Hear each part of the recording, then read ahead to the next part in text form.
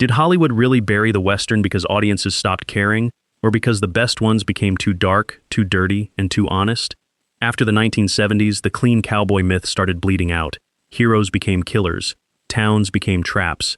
The frontier stopped looking romantic and started looking cursed.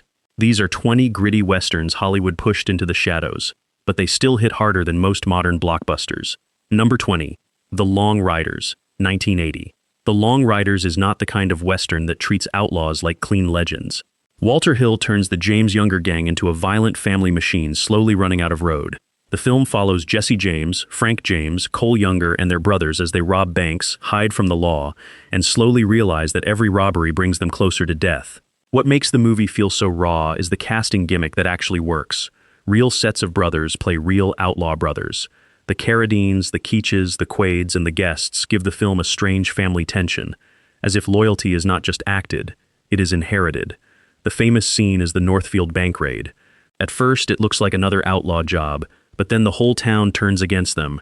Guns fire from windows, horses panic, men fall in the street. What is happening in the movie is simple but brutal. The myth of the untouchable outlaw is being destroyed in public. These men thought fear would protect them, but the town fights back. The scene feels messy, loud, and desperate, not heroic. That is why the film still matters. It shows the West as a place where brotherhood can be powerful, but not powerful enough to outrun consequence. Number 19. Heaven's Gate, 1980. Heaven's Gate became famous for all the wrong reasons.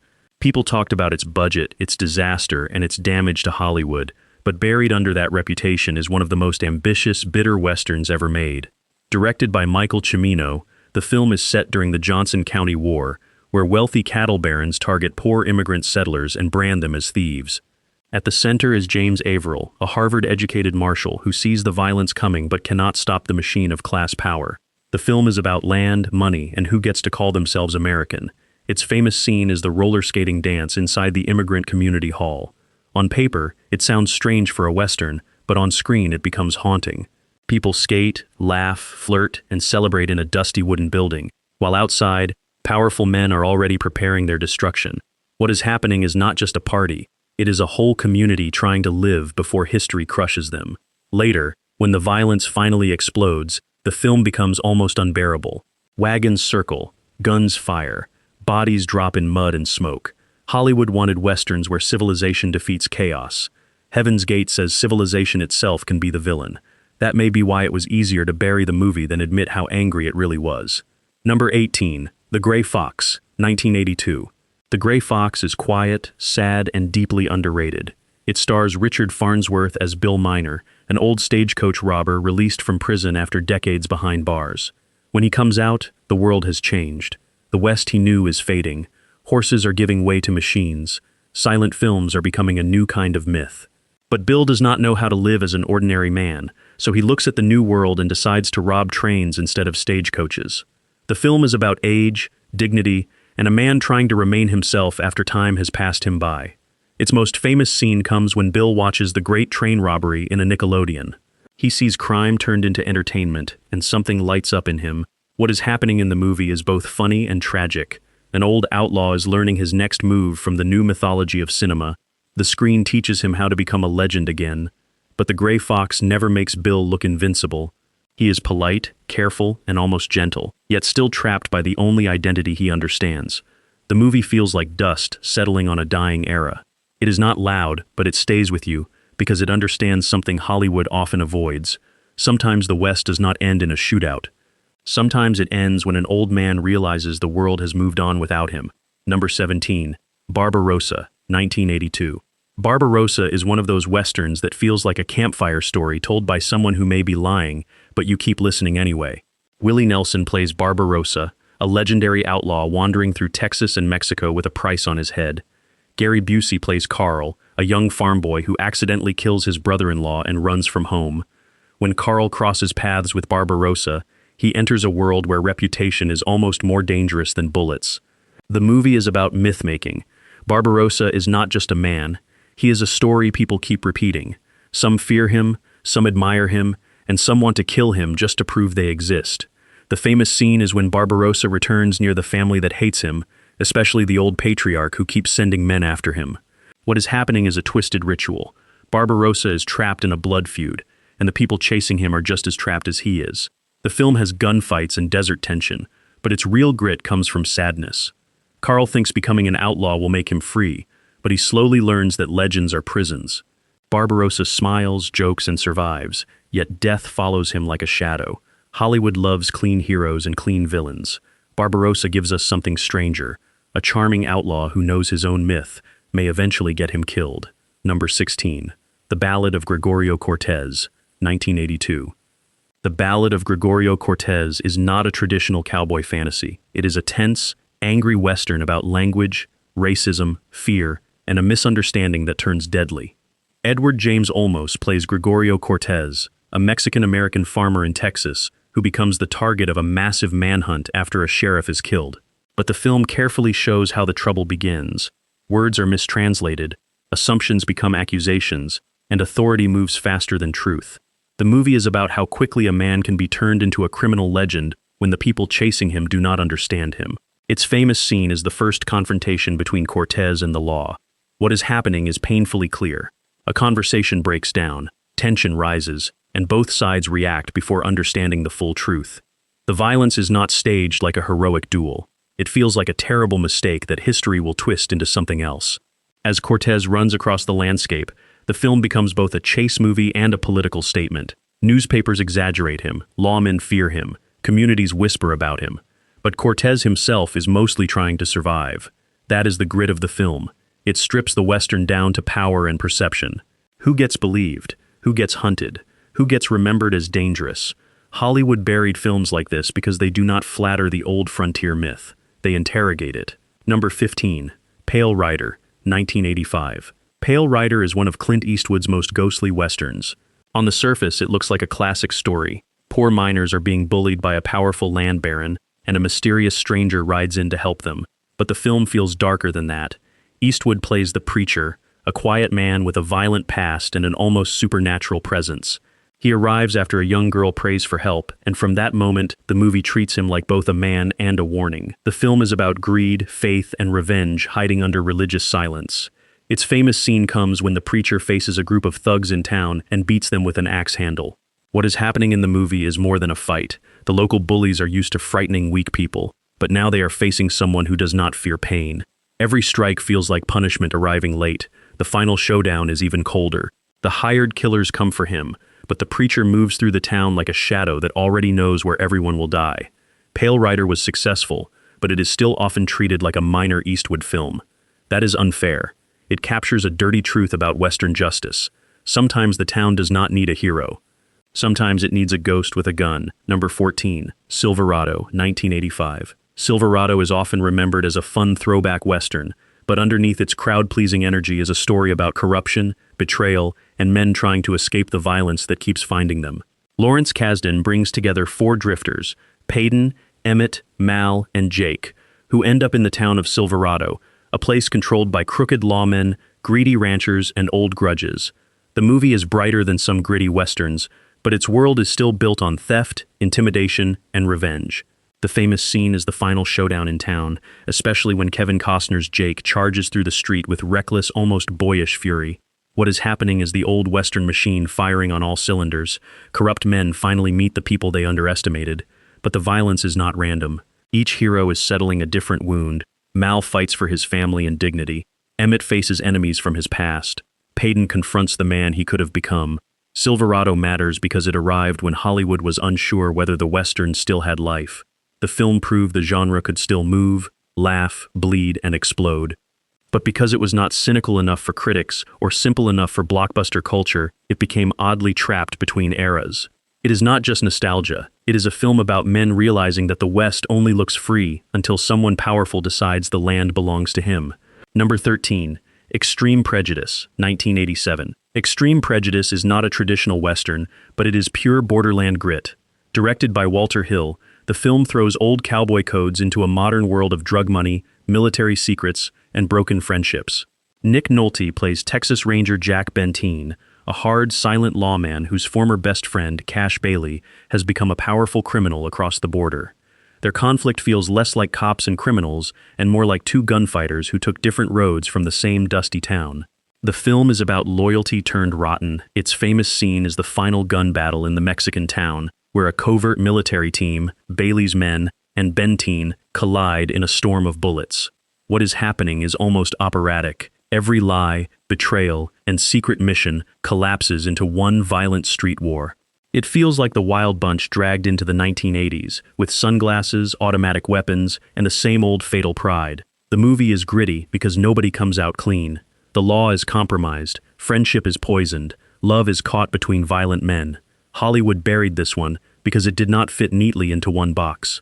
Was it an action film, a neo-Western, a border thriller? The answer is yes to all of it. Extreme Prejudice shows that the Western did not die after the 1970s. It changed clothes and kept bleeding. Number 12, Posse, 1993.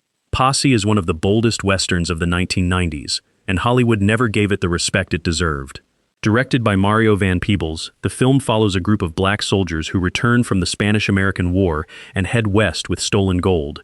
Their journey leads them to Freemanville, a town built by formerly enslaved people, now threatened by corrupt white power and violent political forces. This is not the sanitized West of old studio pictures. It is a West full of erased people fighting to protect what history tried to deny them. The famous scene is the arrival in Freemanville, where the film pauses to show a black frontier community with its own pride, law, and memory. What is happening is important. The movie is reclaiming space. It is saying the West was never as white, simple, or clean as Hollywood pretended. Later, when the town comes under attack, the action becomes a defense of history itself. Posse is gritty, angry, and sometimes wild in style, but that energy is part of its power. It mixes revenge, politics, and myth into something deliberately confrontational. Hollywood buried many Westerns that questioned the old legends, and Posse questioned them loudly. It did not ask permission to enter the genre. It kicked the saloon doors open and reminded everyone who had been left outside. Number 11. Wild Bill, 1995. Wild Bill is not the clean legend of a famous gunslinger. It is a death-haunted portrait of a man whose reputation has become a curse. Jeff Bridges plays Wild Bill Hickok as tired, sick, addicted to memory, and surrounded by people who want a piece of his name. The film moves between his final days in Deadwood and flashbacks from his violent past, showing a man who is famous not because he is free, but because he can never escape what people believe about him. The movie is about the burden of legend. Its famous scene is the Deadwood card table, where Bill sits with his back exposed, even though danger is clearly closing in. What is happening in the movie is tragic because the audience knows the myth, the dead man's hand, the assassin, the final shot. But the film makes the moment feel less like folklore and more like exhaustion. Bill is not walking into history like a hero. He is drifting into it like a man too tired to keep fighting fate. Wild Bill was buried partly because it arrived in the shadow of bigger Westerns, but its grit comes from its refusal to worship its subject. The gunfighter is not noble marble. He is flesh, regret, ego, pain, and fear. The movie asks a harsh question. What if becoming a legend is just another way of being hunted? Number 10. Dead Man, 1995. Dead Man is a black and white fever dream disguised as a Western.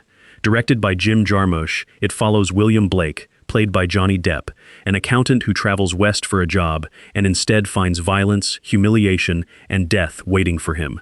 After killing a man in self-defense and taking a bullet himself, Blake escapes into the wilderness with nobody, a Native American outcast who believes Blake is the reincarnation of the poet William Blake.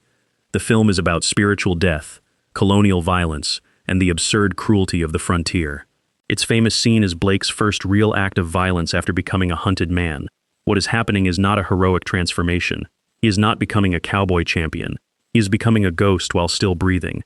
The world around him is full of grotesque bounty hunters, dead animals, ruined settlements, and men who treat murder like business. Neil Young's electric guitar score makes the film feel wounded and unstable. Every note sounds like metal scraping against memory. Hollywood buried Dead Man because it had no interest in being a normal Western. It is slow, strange, funny, brutal, and deeply sad.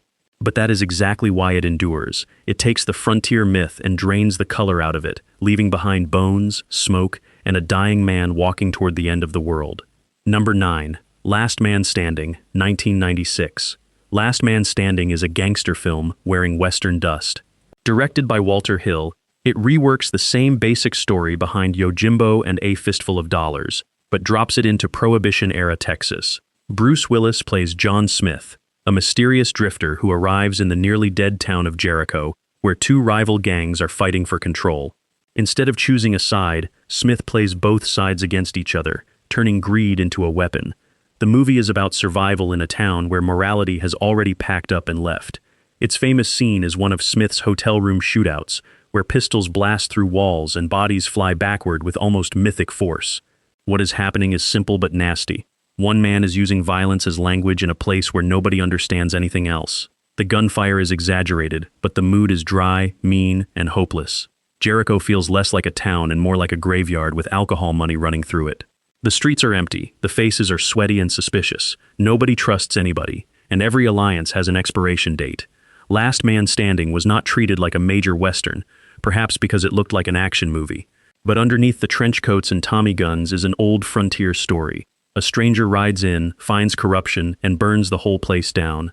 Number 8, The Proposition, 2005. The Proposition is one of the dirtiest, harshest Westerns of the modern era, even though it comes from Australia rather than the American frontier. Written by Nick Cave and directed by John Hillcoat, the film follows Charlie Burns, an outlaw captured by the authorities and given a brutal choice: kill his older brother Arthur, or watch his younger brother Mikey hang. That is the proposition, and it poisons everything that follows. The movie is about civilization trying to build itself through violence while pretending it is morally superior. Its famous scene is not one clean duel, but the horrifying punishment sequence where the law tries to perform justice in public.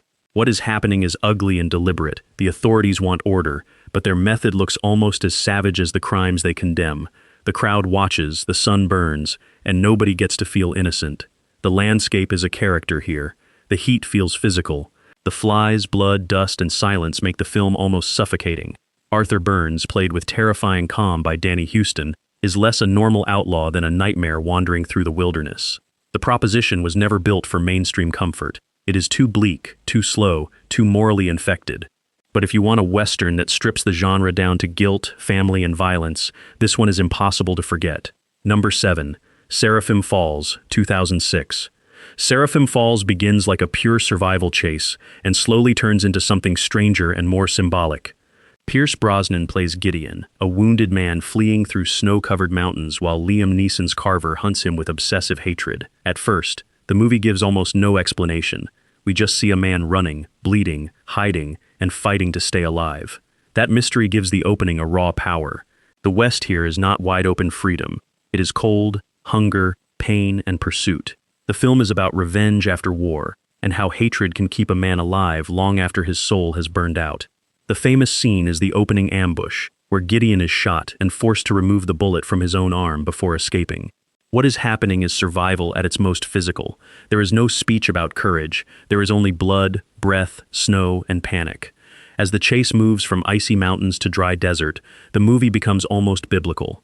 The men lose supplies, horses, weapons, and eventually the simple logic of revenge itself. By the end, it feels as if they are walking through purgatory. Seraphim Falls was buried because it looked like an old-fashioned chase western, but it is darker than that.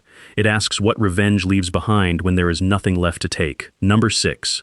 The Assassination of Jesse James by the coward Robert Ford, 2007. This film is not a shootout machine. It is a slow, hypnotic study of fame, fear, worship, and betrayal. Brad Pitt plays Jesse James not as a charming folk hero, but as a paranoid, unpredictable outlaw near the end of his life. Casey Affleck plays Robert Ford, a young admirer who wants Jesse's approval so badly that admiration curdles into resentment. The movie is about the sickness of wanting to be close to a legend. The famous scene is Jesse's final moment in his own home. He climbs a chair to straighten a picture on the wall, knowing Robert Ford is behind him with a gun. What is happening in the movie is chilling because Jesse seems to understand his fate before it arrives. He almost gives Ford permission through silence. The killing is not staged like triumph. It is awkward, cowardly, intimate, and devastating. The film also shows what happens after the myth is broken. Ford becomes famous but not loved. Audiences pay to watch him reenact the killing, but they despise him for doing it. That is the movie's cruelest idea. Killing a legend does not make you one. Hollywood buried this film under complaints that it was too slow, but its slowness is the point. It moves like regret. It watches history turn murder into entertainment. Number 5. Appaloosa, 2008. Appaloosa is a lean, intelligent Western about friendship, law, and the compromises men make to keep order. Ed Harris directs and stars as Virgil Cole, a professional lawman hired to clean up a town controlled by ruthless rancher Randall Bragg. Viggo Mortensen plays Everett Hitch, Cole's loyal partner, a quiet man who understands both his friend's strengths and weaknesses. Together, they bring authority to Appaloosa, but the arrival of Allison French complicates everything. The film is about masculine loyalty under pressure. Its famous scene is the sudden gunfight outside the jail, where violence erupts so quickly it almost shocks the viewer. What is happening is realistic and important. These men are professionals, so the fight does not become a long, heroic ballet. It is fast, loud, and final. The movie understands that real gunmen would not waste time posing. But Appaloosa is not just about bullets. It is about the strange marriage between Cole and Hitch as partners.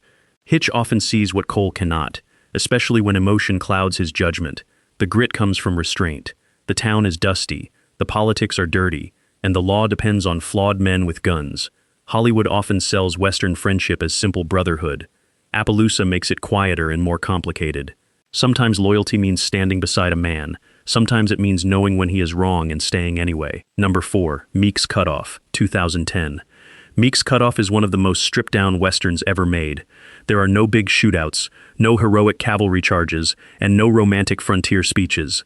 Directed by Kelly Reichardt, the film follows a small wagon party in 1845 Oregon, led by the arrogant and unreliable guide Stephen Meek. As water runs low and the group becomes lost, the settlers must decide whether to keep trusting Meek or place hope in a native man they do not understand. The movie is about uncertainty. Its famous scene is the long, tense moment when the settlers capture the native traveler and argue over whether he is leading them to water or into danger. What is happening is not action in the usual sense. It is fear becoming politics. Every glance matters. Every silence feels dangerous. The women, especially Michelle Williams's Emily Tetherow, begin to see more clearly than the men who keep pretending confidence is the same as wisdom. The film's boxy frame makes the landscape feel trapped instead of wide. You do not get the usual Western freedom. You get dust, thirst, suspicion, and slow panic.